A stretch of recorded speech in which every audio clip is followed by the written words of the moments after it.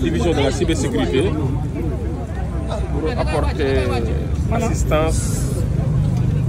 au sieur Assane Gueye alias Azoura et El Hadj Ousseynou Diakhaté. Ils font l'objet d'arrestation tout à l'heure ce matin. Les enquêteurs ont jugé contraire aux bonnes mœurs. Alors, je dois rappeler que jusqu'ici, ils bénéficient de la présomption d'innocence. Que Azoura, notamment lui en ce qui le concerne, est gravement malade et on a eu à déposer son dossier médical.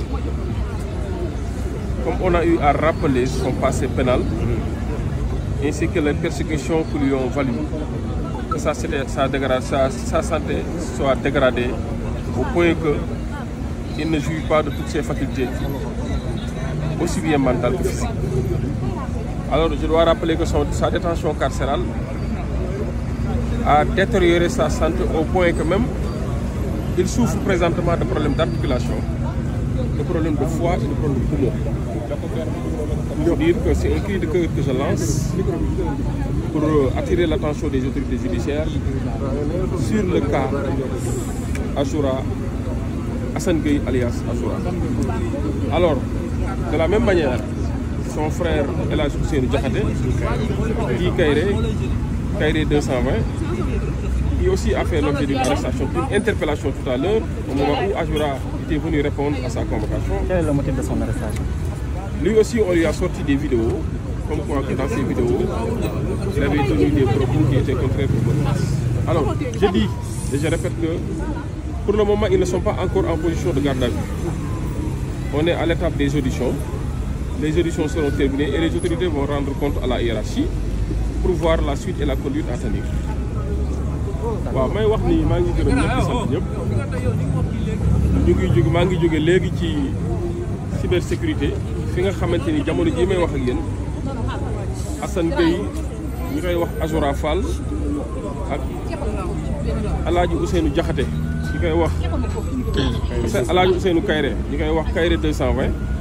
ñoom ñaar ñu ngi ci biir ci gàttal lañ leen di toppee wala li tax ñu leen di déglu mooy dañoo yëkkati ay kàddu yoo xamante ni nii àndul ak worma. alors fi ma njëkk a bëgg a leeral mooy rawatina bu kaawu Assane Gueye bu ko xool xam ni bu feebar te yemuñu si wax feebar bi dañoo indi këyit bi mandarga feebar fan yii si ginnaaw demoon nañu évacuer ko ba Maroc pour kër docteur saytu yaramam. beneen bi mooy ñëpp xam nañ ni jamonoy régime bii ñu génn nekkoon na nit ko sonnoon parce que jàppoon nañ ko bañ ko jàppee yóbbu ko kaso daanaka fa la wér-gi-yaramam fa la ko ñàkkee ba tey jii may wax ak yow te wér-gi-yaram gi dem na ba laal li ma tuddee articulation yi tànk yi laal na xëtër yi maanaam poumon yi waaye laal na res bi loolu nag moom andi nañ këyit yu koy firndeel war na attirer attention ñi nga xamante ji ñooy war a statuer ci sooram wala ci kaawam pour ñu bàyyi xel loolu tamit. ñaareel bi mooy mbir mi dafa jàpp ba xaw a altérer même son état mental maanaam Azoura ku ko xool sax xam ni am na lu des.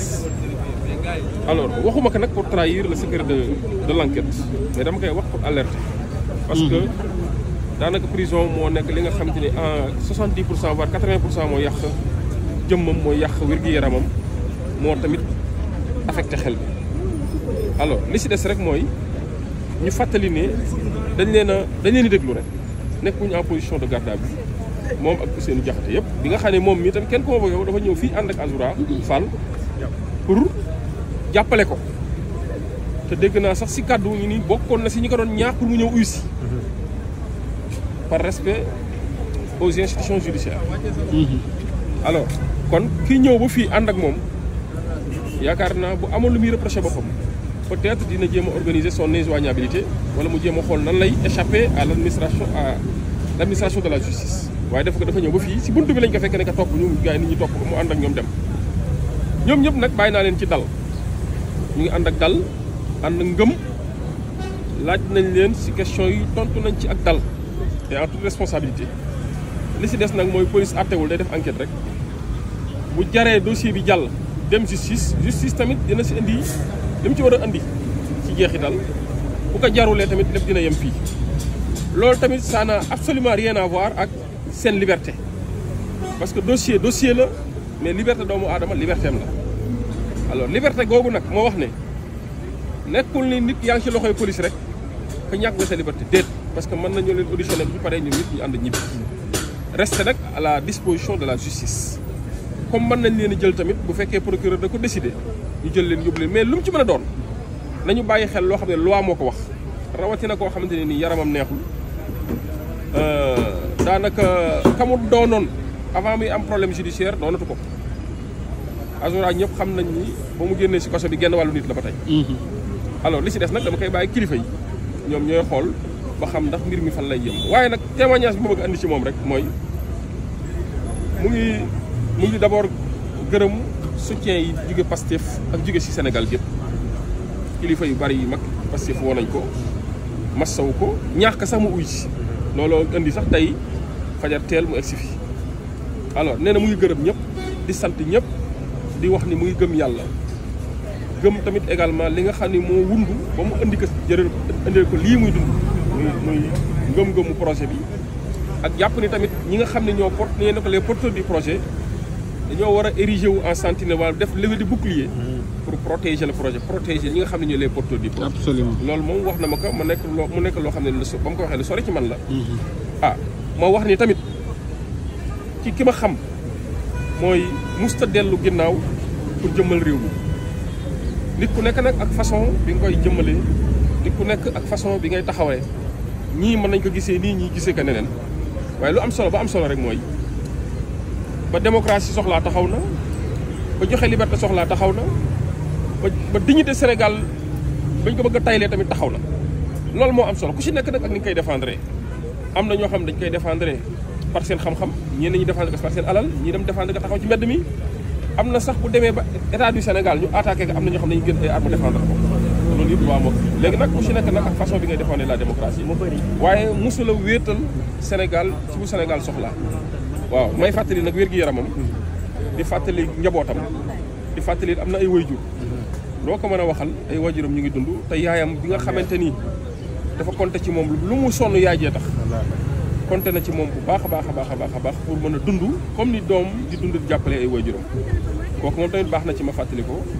di masawu tamit ay waajuram parce que xam naa li ñuy dund nii metti na di masawu ay seen i am di jàmm yi nga xamante ne ñoo àndoon en période de galère comme jamono ji tamit ñoo àndoon tamit ñoom ñëpp maa ngi leen di masawu di wax ne nag dañu wóolu justice voilà il faut qu'on fasse confiance à la justice. mu bëri ñu naan vidéo bu yàgg la dem nañ tax ba ñu bëri di prévoir def plainte contre ki nga xam ne moom moo génnee vidéo boobu noonu. waaw ndax loolu am na lu si yoon prévoir. waaw d'accord xam nga yoon dani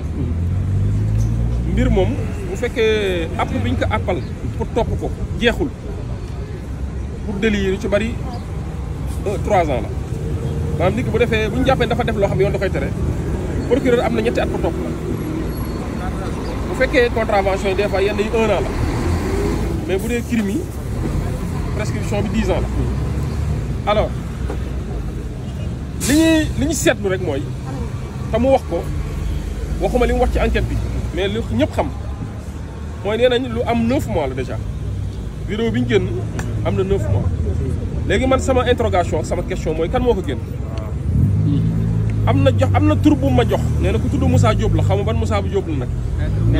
waaw moom moo di ma xaw ma kan la xaw ma ndax maître Moussa Diop la xaw ma parce que man personnellement gisuma mais nee nañ ko tudd Moussa Diop moo ko def comme yoon day tere nga tenir propos yi yoon day tere tamit ki distribuer propos yi kon kooku tamit war nañ ko woo engagé ay responsabilités ci mbir mi bu fekkee moo ko distribuer parce que tenir une parole est une chose mais distribuer cette parole à l'endroit du public pour atteindre des cibles beaucoup plus élargies en est une autre alors kon distribution bi tamit de propos contraires aux bonnes mœurs yaakaar naa kooku tamit war na ñëw ñu woo ko laaj ko dans yan conditions la amee loolu ak lan moo tax mu génn ñetteel ba mooy nit ki boo ko toppee ne dafa saaga loolu toppee ko diffamation kaka topp tamit dafa war a ñëw ñu déglu ko ci porter plainte dafa war a ñëw ñu déglu ko wala bu ñu jàppee ni dafa am nit koo xam dafa jàpp ni moom la ñu visé dafa war a ñu déglu ko xaw ma Samba la xaw ma Demba la waaye dama ni Sénégalais fii bu fa gis ñu saaga ko ci vidéo wala mu ñu tenir ay propos ay maanaam ay kaddu yoo xam dafa jàpp ni moom dafa porter atteinte à son image à son honneur ou à son honorabilité kooku day ñëw doxantu ba fii ñu tuddee cybersécurité ñoo porter plainte kon keneen warta am privilège yu toog foo xam ne c'est des milliers de kilomètres du Sénégal ñu taxaw ñu koy defal enquête di ko defal PV te mu war a ñëw parce que ñun nag dafa am koo xam ne moo ñu jàngal ne tous les Sénégalais sont de simples citoyens kon simple citoyen nag moo war a tax boo gisee ni da nga am ku la wax lu waxul nga ñëw porter plainte ñu déglu la voilà foofu rek laa mën a yem ci wax ji di leen gërëm di leen sant encore une fois di ñaanal Azoura El Hadji Ousseynou Kairé ku def loolu incha allah yàlla teggi leen nattu bi nga xam ne moom la ñuy dugg nii. prévoir ngeen plainte ku def vidéo ku génnee vidéo boobu. waaw dama ne ñooñu ñu ngi je pense que c'est une question de bon sens de logique et de bon sens. On n'a pas besoin de plainte pour ça. Parce que le procureur de la République peut s'autosaisir. D'accord. Les comme mbir mi am na nag dañ koy bàyyi ak cëggalu guyam moom mu xool lu muy def ak mbir mi waaye rek damay fàttali ne nga wax mbir la mais ñu jël say wax tasaare ko tamit beneen mbir la. D'accord.